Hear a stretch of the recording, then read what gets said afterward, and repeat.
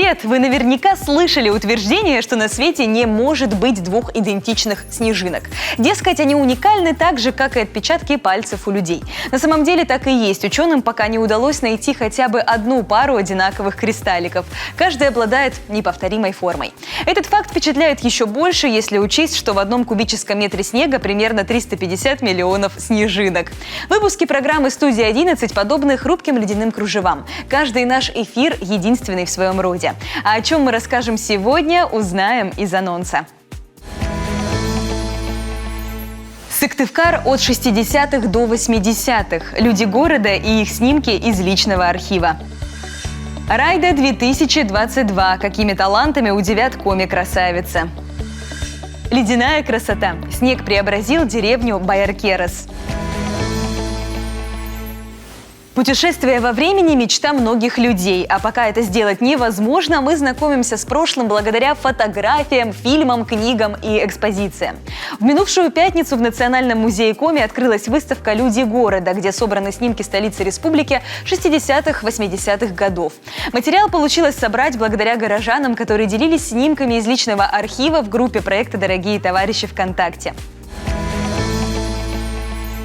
Под мелодии уличных музыкантов, которые расположились возле ЖД вокзала, гости выставки медленно гуляют по Коммунистическому проспекту. Нет, это не ошибка в названии. В 60-е годы улица Коммунистическая задумывалась как проспект. Можно посмотреть на проект управления главного архитектора Сыктывкара и оценить идею и масштаб. Проект очень интересный. Видно, что Сыктывкар должен был быть вот именно как город, да, с таким размахом построен, с площадями, нанизанными просто на этот Коммунистический проспект. Красивый, просторный, зеленый. Наверное, этим 60-е и 80-е славятся, тем, что строили с размахом, озеленяли очень активно город, делали его удобным, красивым, очень чистым и комфортным. Среди посетителей много тех, кто помогал создавать экспозицию. Это активисты проекта «Дорогие товарищи», который из группы ВКонтакте превратился в дискуссионный клуб. Его участники теперь встречаются офлайн. На открытии выставки они признавались в любви родному городу, записывая пожелания на листках возле своих фотопортретов. Многие сыктывкарцы помнят, как быстро в 60-е и 80-е годы росла столица Коми АССР. В историческом центре заменяли деревянные дома на каменные, застраивали пустырь от кольца до ЖД вокзала, возводили новые микрорайоны. Галина Налимова рассказывает, как открывали ЦУМ. Народу тогда собралось не протолкнуться. Я помню, мы учились в 12-й школе и на переменке побежали. Но мы практически ничего не увидели, кроме вывесок, которые были высоко. Но кому-то, по-моему, удалось купить пластинку.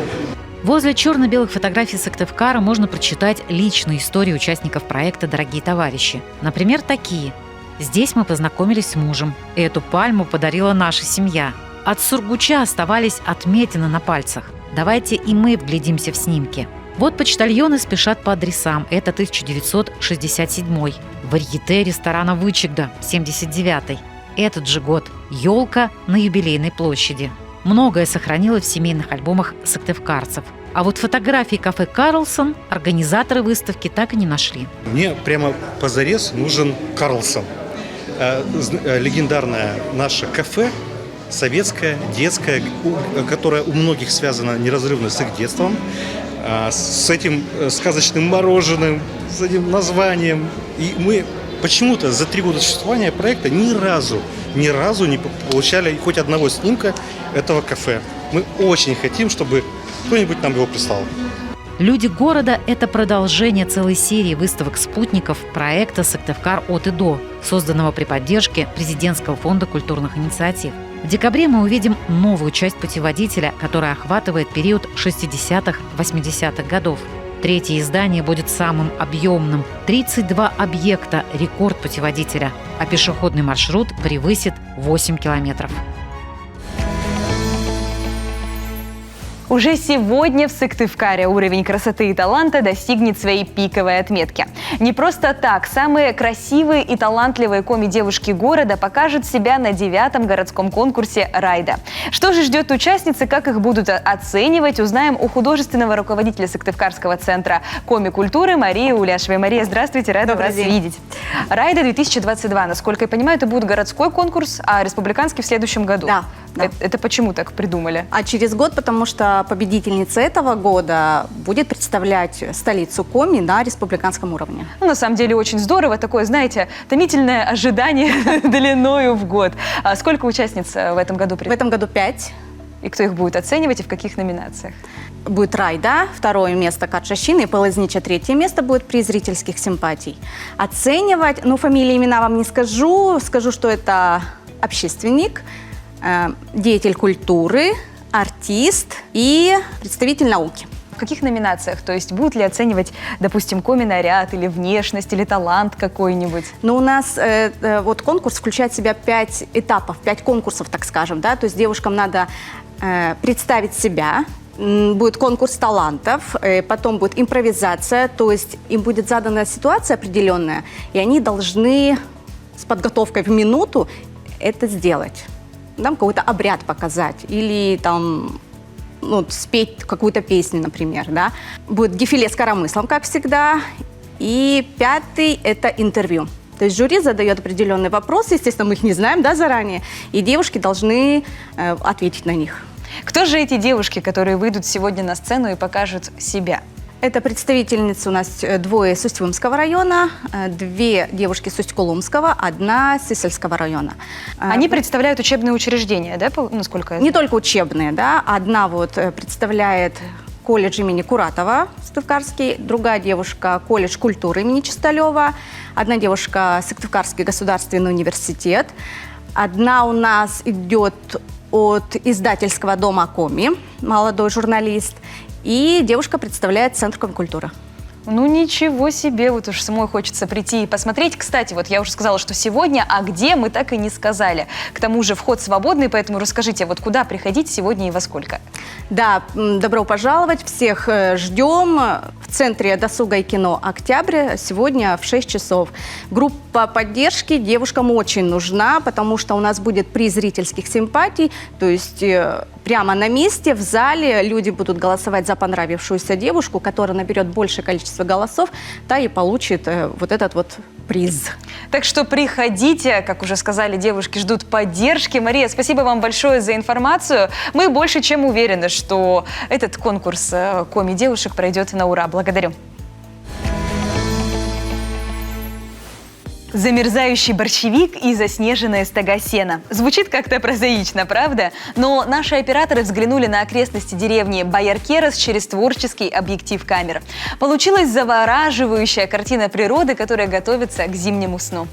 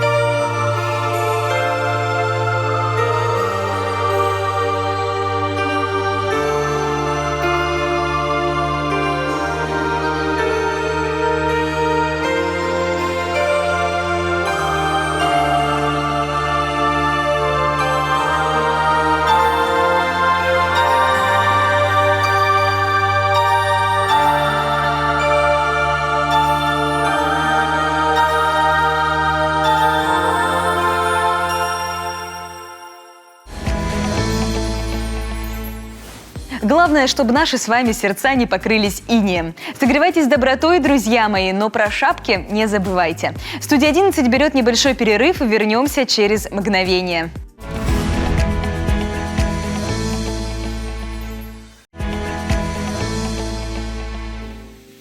И снова привет! Интересные факты, полезные лайфхаки и позитивные сюжеты так и хотят с вами познакомиться. Не будем им мешать, но для начала краткий анонс эфирных минуток. Василек. Что праздник коми-песни говорит нам об интересе к родному языку? На толстовке написано: Юрган в честь дня рождения дарит уникальные подарки. Погружение в тему. Экодиктант 2022. История об осознанности потребления и заботе об окружающей среде. Как известно, 2023 объявлен в республике Годом молодежи. Свою лепту в проведение такого года готов внести Российский союз молодежи. Его лидер Павел Краснорудский, который совсем недавно приезжал в Сыктывкар, рассказал нашей программе о своих инициативах. В Воркуте он предложил провести школу Северо-Западного федерального округа «Команда профи» для студентов среднего профессионального образования. Активистов на местах подключить к другому масштабному проекту «Пространство развития».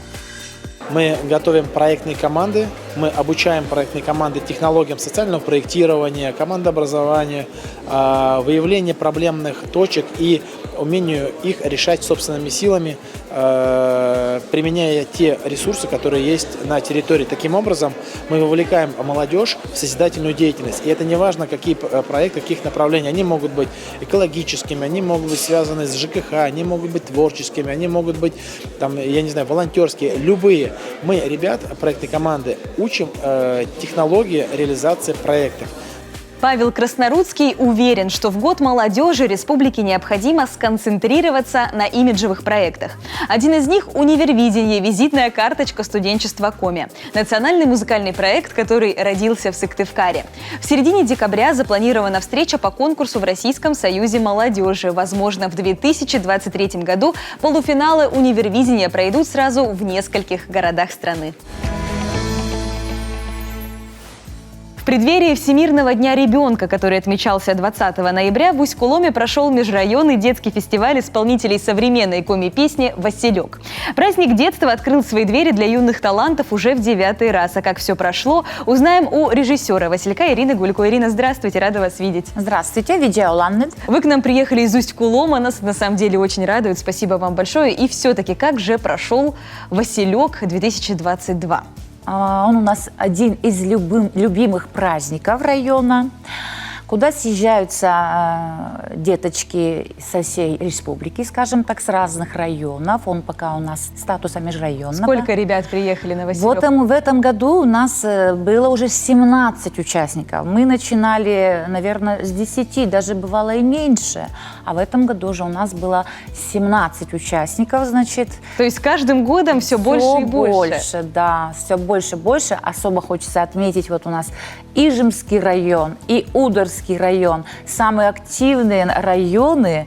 Ну, в этом году они, конечно, переплюнули всех и вся. У них 4 конкурсных песен привезли, что с Ижмы, что с Удары. Они молодцы, они с удовольствием приезжают, мы всегда им рады. Ну, хотелось бы еще больше, чтобы приезжали из других районов тоже. Сыктывдинский тоже бывает у нас, Сыктывкар показывается. Обязательное условие – это песня на коми-языке, то есть это авторская ли песня? Да, обязательно условие, значит, новая коми, детская авторская песня. Дети до какого возраста участвуют в «Васильке»? Дети участвуют от 6 лет до 17 лет у нас. На самом деле очень здорово. Я знаю, что вы автор сюжетной линии, то есть «Василек» – это не просто вышел на сцену и спел, но еще и самый настоящий, как я уже сказала, праздник детства. Расскажите нам подробнее про сюжет, который наблюдали в Доме культуры все зрители «Василька». Каждый год сказка, но в этом году она особая сказка была. Она очень большая медведица, медвежонок, анимационный вариант на экране. И медведица рассказывает, значит, сказку про Василек. Там внутри происходят разные чудеса. Василек ходит, побеждает зло, собирает вокруг себя друзей с песнями, именно с коми-песнями. И, конечно же, добро побеждает зло. А в конце медвежонок с небес решает спуститься к ним на землю, чтобы вместе с ними повеселиться. А вот как вы сами считаете, помогают ли подобные конкурсы в сохранении коми-языка? Да, однозначно, я бы сказала, они помогают. Такие конкурсы нужны. Они актуальны, особенно в наше время, потому что дети изначально, если как-то еще отпирались, то сейчас они с удовольствием поют, потому что они поняли, что они, во-первых, получают там и праздник, хорошие призы у нас всегда. Потом они выезжают и на региональные, какие-то республиканские даже конкурсы. Вот эти же песни участвуют они и в дальнейшем в других конкурсах. И они исполняются в репертуаре постоянно у наших деток. Ну и на сладенькое, кто же стал победителем Василька? А в этом году главный приз у нас взял районный дом детского творчества села Усть-Кулом, ансамбль «Родничок». Там, значит, Людмила Николаевна Кирышева, она сама пишет музыку. К сожалению, словачи я не помню, но музыка точно у нее, она же руководитель этого коллектива. Родничок мы от всей души поздравляем, да и всех участников Василька 2022. Ирина, спасибо вам большое, что приехали из Усть-Кулома к нам в студию. Были очень рады с вами пообщаться. Благодарю. Спасибо большое за выжидать. Баня. Как много для нас в этом слове. Да уж, знатно пройтись веничком, подать пару, кряхтя от удовольствия на полке – это приятно. Особенно, когда за окном минусовые температуры. Вообще, умение работать с паром, вениками и другими банными гаджетами – это целое искусство. Давайте и мы прикоснемся к нему.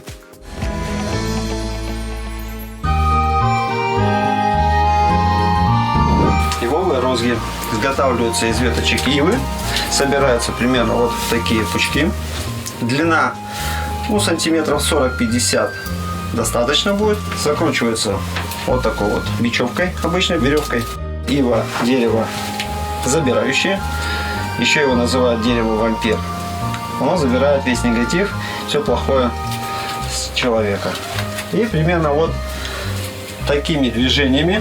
Очень важно, чтобы веничек падал под своим весом. Мы только задаем амплитуду, понимая, что человеку нужно, и спрашивая его о самочувствии. Начинается с ног и поднимаемся мы до головы. Гоним лифму, гоним кровь, создаем вибрацию телу. Очень приятную, очень хорошую. При этом после пробивки человек чувствует себя очень хорошо. Это можно делать в парной в бане. А можно вот так вывести человека в комнату отдыха. В данном случае это сено. Лежит человек, отдыхает. Ему прохладно, ему хорошо, много свежего воздуха, приятный запах от сена. И плюс к этому идут приятные такие хорошие пробивки. Простукивание. Еще один интересный инструмент, который мы применяем в бане, в парной, это веер. Любимая вещь девчонок. Это вот, да? Но здесь он несет немножко другую функцию. Мы размешиваем, он помогает нам размешать пар с теплым воздухом в парной и более качественно, более, так сказать, глубоко прогреть гостей или гостя.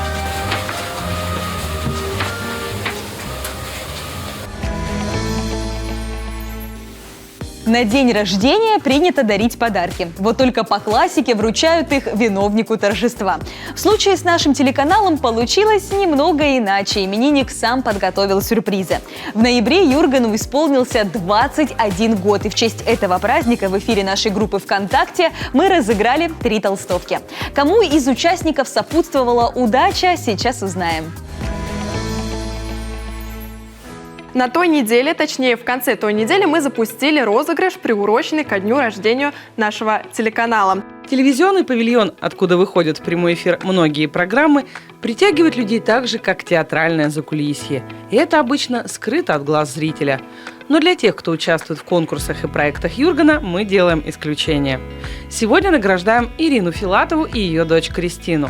На толстовке надпись «Юрган ме тене радита». В переводе с коми «Я тебя люблю». У меня белая толстовка, и теперь будет толстовка Юрган. Мама Кристины подписана на группу Юргена ВКонтакте и не первый раз участвует в розыгрышах подарков. А как зритель чаще всего смотрит наши информационные программы. Сегодня познакомилась с ведущей новостей Ксенией Наговонской, которая и вручила толстовку. Будем с удовольствием носить толстовку с названием «Юрген», путешествовать, ходить на природу всем семейством, фотографироваться в ней, ну и присылать вам фотографии. Подарки телеканал дарит не только на свой день рождения. Каждую пятницу розыгрыш призов. Следите за объявлениями в группе Юргена ВКонтакте. Состояние окружающей среды привлекает все больше внимания как на уровне государств, так и среди обычных людей. «Экодиктант-2022» как раз носит просветительскую функцию. Республиканский центр экологического образования стал одной из площадок проведения диктанта. А все подробности я узнала накануне. «Экодиктант-2022». Какие темы он в себя включает? «Экодиктант-2022» включает в себя более 10 тем. Это отходы, лес, вода, флора и фауна, устойчивое развитие, Арктика, Байкал. Диктант. Само понятие как будто бы нам намекает на то, что кто-то будет нам что-то диктовать. Так ли это, или для проведения экодиктанта выбрали немного другой формат? Экодиктант представляет из себя тест, состоящий из 25 вопросов, где есть 4 варианта ответа. Вариант может быть один верный, либо может быть несколько верных вариантов. Но диктант называется потому, что есть несколько способов трансляции экодиктанта. То есть либо это делает ведущий координатор площадки, офлайн-площадки, и он зачитывает эти вопросы и варианты ответов, а перед участниками просто лежат бланки, да, где они заполняют. Либо можно включить видеозапись, где вопросы диктуют, то есть зачитывают амбассадоры экодиктанта. Ну, например, Олег Газманов, Оксана Федорова, да, и поэтому, то есть идет дикция, идет как бы диктант. Очень здорово, что у этого проекта такие именитые амбассадоры. И все-таки, кто может принять участие в экодиктанте? Участником экодиктанта может стать в принципе, гражданин Российской Федерации и даже наши граждане, но которые находятся за пределами по тем или иным причинам, находятся вне, так скажем, нашей Родины. Участниками экодиктанта, как правило, делятся на 4 категории. К первой категории относятся дети от 7 до 12 лет. Вторая категория – это детки от 12 до 18 лет. Третья категория – это от 18 лет и, так скажем, люди, которые не имеют профильного экологического образования. И последняя, 4-я категория – это совершеннолетние взрослые граждане, но имеющие именно профильное экологическое образование. Как я понимаю, для каждого свои вопросы. Конечно, вопросы, они сформированы именно по степени сложности, соответственно, каждой возрастной категории. Вы сказали, что может принять участие в экодиктанте любой гражданин, и даже те, которые сейчас находятся за пределами Российской Федерации. Насколько я понимаю, диктант, получается, можно будет пройти и офлайн, и онлайн, верно?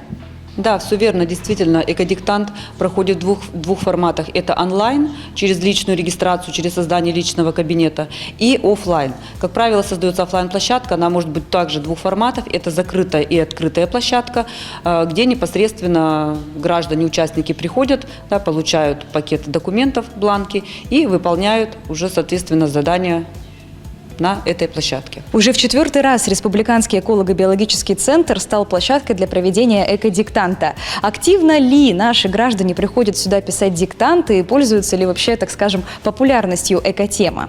Республика Коми все годы проведения Всероссийского экологического диктанта активно принимала участие. По данным прошлого 2021 года республика по количеству участников вышла на 5-е место. На данный момент в республике создано 57 офлайн-площадок, как открытых, так и закрытых.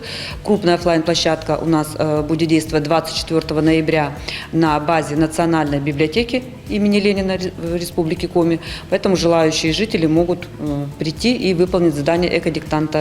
Так что те, у кого есть возможность, завтра в Национальной библиотеке вы можете проверить свои знания, а вот те, у кого этой возможности нет, как еще могут пройти экодиктант? Экодиктант можно пройти, не выходя из дома, в онлайн-формате. Достаточно в любом браузере зайти на официальный сайт экодиктанта, он так и называется, экодиктант.рус. Это если вы находитесь в России. Есть равнозначная платформа, это для тех граждан, которые находятся по тем или иным причинам за пределами нашей Родины. Это сайт Ecodictation.su. Там также вы заходите и через личный кабинет, через кнопку регистрации забиваете свои личные данные, которые необходимы будут для получения наградных материалов, и проходите экодиктант. До какого числа это можно сделать? Экодиктант продлится у нас до 27 числа, то есть включительно. Спасибо вам большое за информацию. Вам спасибо, сбережем природу вместе. Это главный девиз экодиктанта. Присоединяйтесь, участвуйте, будьте активны. Наш эфир не резиновый, а жаль, о стольком еще нужно рассказать. Но не вешать нос, студия 11 вернется на экраны, чтобы поведать вам об интересном и увлекательном. Увидимся в эфире, друзья, не скучайте!